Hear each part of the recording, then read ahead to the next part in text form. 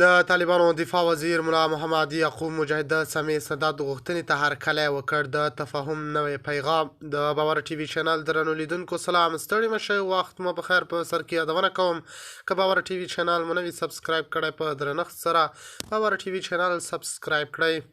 د افغانستان دفاع وزیر ملا محمد یعقوب مجاهد د پخواني افغان جنرال سمیع سادات د وروستیو څرګندونو په غبرګون کې د هغه د خبرو هرکلی کړی او ویلي دي چې د هیواد د ثبات لپاره د خبرو او تفاهم لاره تر ټولو اغیزمنه ده.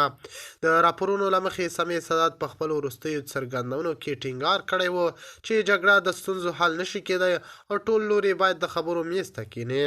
هغه د افغانستان راتلونکي لپاره د سیاسي تفاهم او ملي یووالي غوښتنه کړې وه.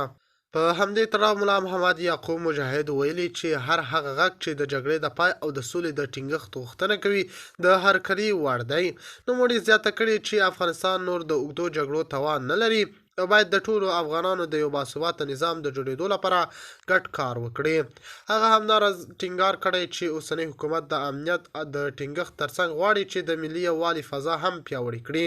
د هغه په وینا که پخواني نظامي او سیاسي مشران د هیواد د خیر لپاره مثبت رول ولوبوي نو دا به راتلونکي لپاره هم بدلون رامنځته کړي. کارپوهان باور لري چې دواړو خواو دا ډول څرګندونې کولې چې د سیاسي فضا په نرمېدو کې مهم رول ولوبوي.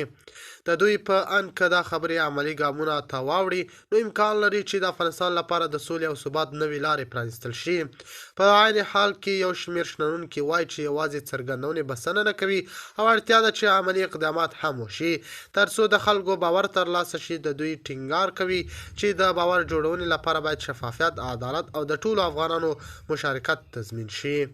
په پای کې ملا یعقوب یو ځل بیا د سمیع سادات د سولې غوښتنې ته هرکلی څرګند کړی او ویلي دي چې د افغانستان راتلونکی باید د تفاهم، زغم او ګډ کار پر بنسټ جوړ شي. د باور ټي وي چینل درنو لیدونکو دا و زموږ ته د مهال چمتو کړی خبر. تر بیا خیر شارې.